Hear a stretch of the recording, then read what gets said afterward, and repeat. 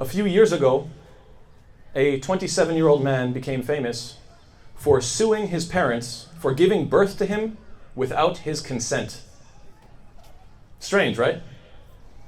It's strange because obviously parents can't take consent from a child before the child even exists, so it's a little odd. However, it does bring up an important question. How do we justify making a life when we know that simultaneously we're making a death? You see, Ibrahim alayhi salam couldn't have children for a very long time. And it's only when we are deprived of something that you develop a sense of value for it. SubhanAllah, in his old age, he made a special dua that Allah Ta'ala has recorded in the Quran. He made the dua, Rabbi habali min as-salihin. He made dua and he asked, my Lord, grant me a child from amongst the righteous. And immediately the very next ayah, Allah Ta'ala responds and says, فَبَشَّرْنَاهُ بِغُلَامٍ حَلِيمٍ, that we gave him the glad tidings of a forbearing, patient child. Now I'm sure we can all relate to Ibrahim alayhi salam because he wanted a child. But the interesting thing is that for most of us, what we want is the positives, not the negatives. What do I mean by this? Well, we want to celebrate the birth, the growth, the skill development, the graduation, the marriage. But what about the other half of the equation? The other half of the equation is what? We want to grow old and eventually pass away before we see what happens next to our kids, which is what? They get sick, they grow old, and they pass away themselves.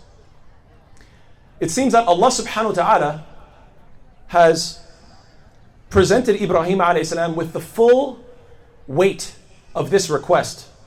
It's as if he's saying, subhanallah, sure, you can have a son, but a life, yes, sure, a life will be brought into this world, but eventually it must leave. And since you're asking for it to be brought into this world, you're going to have to be the one that takes it out. You're going to have to feel the full weight of your request. And this is the very next ayah in which Allah Ta'ala tells us what? فَلَمَّا بَلَغَ مَعَهُ السَّعْيَ قَالَ يَا بُنَيَّ إِنِّي أَرَى فِي الْمَنَامِ أَنِّي أَذْبَحُكَ فَانظُرْ مَاذَا تَرَى قَالَ يَا أَبَتِ إِفْعَلْ مَا تُؤْمَرْ سَتَجِدُنِي إِنْ شَاءَ اللَّهُ مِنَ الصَّابِرِينَ. That Allah Ta'ala mentions, and when he reached with him the age of sa'i, the age of exertion. This is talking about Ibrahim alayhi salam reaching a time when he could see his son reach the age of sa'i, meaning the age of when he is able to help out. You know, children, they always need to be guided and explained things, they always need to be taught things, but there comes a certain age where they have independence, where they can help and be useful and be helpful to the family, and they're not constantly being instructed. So this is a time in a father's life that the father is very proud, very happy, and very satisfied with the kid.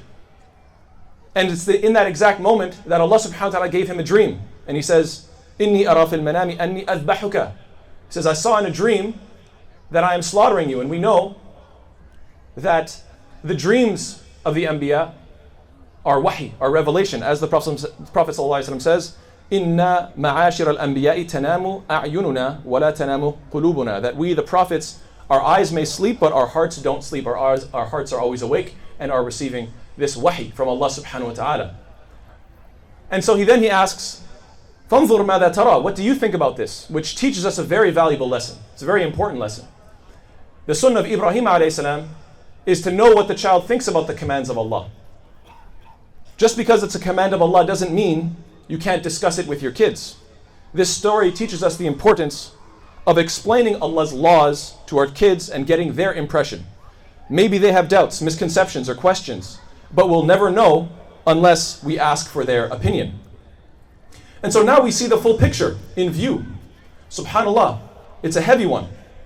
It's as if Ibrahim alayhi salam is being told, you can enjoy the experience of making a life, but you have to experience the other half of that equation. In making a life, you've made a death as well, and you must deal with that too. SubhanAllah. I find it truly remarkable that we commemorate the sacrifice of Ibrahim alayhi salam with the udhiyah sacrifice. Because many people treat the slaughter in the same way. Many people will enjoy eating the meat. They'll love the beautiful dinners that come from it, but they're offended or they're disgusted by the slaughter. SubhanAllah, where do you think that meat came from? Do you think it grew on a tree? That these things go hand in hand. Just the same way, if you're going to enjoy this beautiful meal, you have to understand that it came from this death.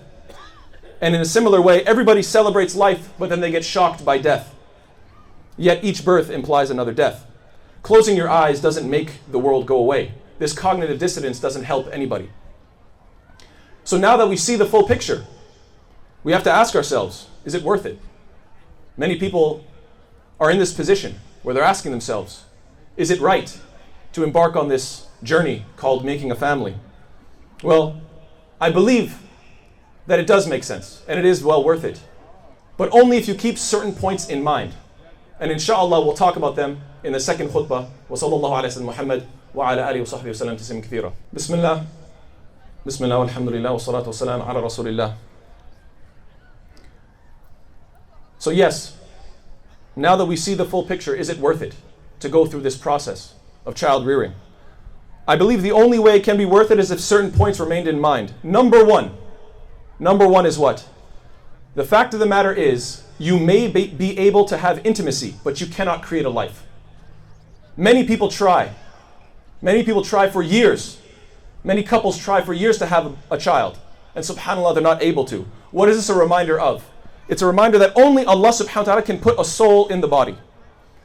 Thinking the idea, this is my child, is completely wrong. No, it's not your child. The fact of the matter is, you didn't create this child. Yes, Allah ta'ala used you as the means, but at the end of the day, a man and a woman coming together in intimacy is not the same thing as developing the brain, the heart, the eyes, and so on and so forth. You do not control these things. This is a gift from Allah subhanahu wa ta'ala. If you keep that in mind, then this wakes us up to the reality that it's not that I'm creating a life and then I'm creating a death. No, this is a gift from Allah, first and foremost. And we shouldn't just think about this for our children. We should think about this for ourselves as well. Your parents didn't make you. Allah ta'ala created you. Allah subhanahu wa ta'ala wants you here, right here and right now, and it's your job to figure out why. It's as if Allah is saying, I made that child, and I'll take that child back when I want, and you have to accept that. This is what everybody must consider before we get married and before we start trying to have a family. That ultimately, life comes from Allah. Number two, you shouldn't be attached to anything more than you're attached to Allah subhanahu wa ta'ala. In fact, subhanAllah, the name Khalilullah, what does it imply? The name Khalil, the word Khalil implies a level of friendship that cannot be matched by anything else. In other words, simple terms, the best friend. And no, you can't have multiple. There has to be one at the top. So when Ibrahim a.s. had a son, and his love for that son began to rival his love for Allah subhanahu wa ta'ala, he was ordered to slaughter that son to see which love was greater. So ask yourself, is there something I love that rivals Allah's love? And what can I do to detach myself for the sake of Allah subhanahu wa ta'ala? As Allah ta'ala tells us in the Quran, لَن تَنَالُوا الْبِرَّ حَتَّى تُنْفِقُوا مِمَّا تُحِبُّونَ. You will never attain righteousness until you spend, until you can give away in Allah's path from that which you love. And subhanAllah, what's so beautiful about this promise, about this story, is that the moment you are able to detach and to let go, Allah makes it easier. Let's remember the story itself. Ultimately, when Ibrahim a.s. was willing to make the slaughter, Allah Ta'ala replaced Ismail with a ram, with an animal. What is the lesson here? That sacrificing for Allah's sake is extremely difficult, especially the things that you love. But when you actually finally commit to doing so, then Allah Ta'ala makes it easy. And this is similar to the way Allah Ta'ala tells us to give charity, but then promises us that whatever you give in charity, Allah will replace it. SubhanAllah, this is the gift and mercy of Allah Ta'ala. You have to make the step, and then He makes the step easy. And the third point, perhaps the most important point, so please pay attention with me. The third point is what? Death isn't the end. It's just part of the journey. The more you get comfortable with your own death, the more you'll accept it of others as well. We should be of those type of people who do what? Who see death around us. Not in some morbid way, but in a graceful way.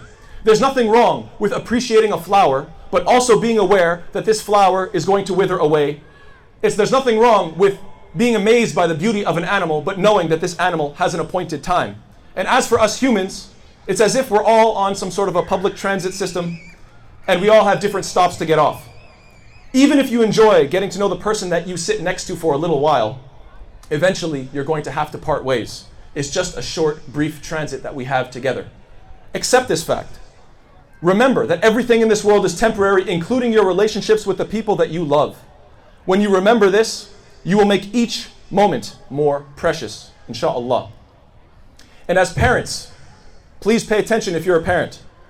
As parents, it's our job to direct our children towards the afterlife so that their journey is as smooth as possible.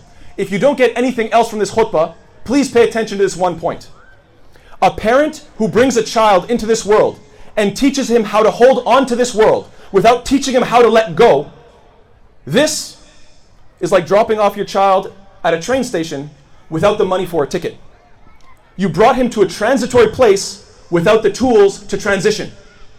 Subhanallah. How many parents do exactly this? How many people, how many parents teach their kids how to hold on to this dunya? Focus on your education. Get your degree, get your status, make your money. I'm going to teach you as best I can how to hold on to this dunya. And then what happens?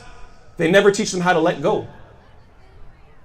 Is it any wonder then that nowadays we find so many youth suffering from anxiety and depression because of this exact reason? They're thinking to themselves, mom and dad brought me here so they can enjoy a cute baby. Now they're gone, I'm stuck here, I don't know why, and I don't know what's next. Of course they're depressed. Of course they're confused. This is a form of dhulm and oppression. This is an injustice. And the real question is, why can't we teach our kids to let go? What's holding us back? What's stopping us? The honest reality is, oftentimes it's because we ourselves can't let go. Materialism has a real tight grip around our necks. So, فَاقِدُ الشَّيْء لَا يُعْطِيهِ. The one who doesn't have something can't give it. So our job is to show them how to aim beyond this world. Parents, it's your job to show them that worldly pleasures are for simple-minded people, whereas intelligent people are who? They're the people who are busy sowing the seeds of paradise. Even if the whole world is against you, so long as your relationship with Allah subhanahu wa ta'ala is strong, that's all that matters. Teach them this, not through your words, but through your actions. As the poet beautifully says, فَلَيْتَكَ تَحْلُو وَالْحَيَاةُ مَرِيرَةٌ وَلَيْتَكَ تَرْضَى وَالْأَنَامُ غِضَابُ وَلَيْتَ الَّذِي بَيْنِي وَبَيْنَكَ عَامِرٌ وَبَيْنِي وَبَيْنَ الْعَالَمِينَ خَرَابُ إِذَا صَحَّ مِنْكَ الْوُدُّ فَالْكُلُّ هَيِّنٌ وَكُلُّ الَّذِي فَوْقَ التُّرَابِ تُرَابُ. Which translates to, as long as you're sweet, let life be bitter. As long as you're pleased, let others feel anger. So long as there's a bond between you and I, so what if my bond with all others die? Everything is easy if your love for me is true, because everything above dust is just dust too. May Allah subhanahu wa ta'ala make this day a blessed day for you all. May Allah ta'ala make this khutbah something that will hopefully make you hug your kids just a little bit tighter and appreciate every fleeting moment we have, because every moment we have in this dunya is temporary. May Allah ta'ala make us of those who never put anything above Allah subhanahu wa ta'ala. May Allah ta'ala make us of those who, as parents, we set an example to focus on the afterlife and focus on Allah ta'ala instead of being obsessed with this dunya. And may Allah ta'ala make us of those who appreciate each other with the time that we have. Ameen ya Rabbil Alameen. So, allow me to be the first to tell you all, كل عام وانتم بخير, Eid Mubarak, Eid Kareem, جزاكم الله خيرا, والسلام عليكم ورحمة الله تعالى وبركاته.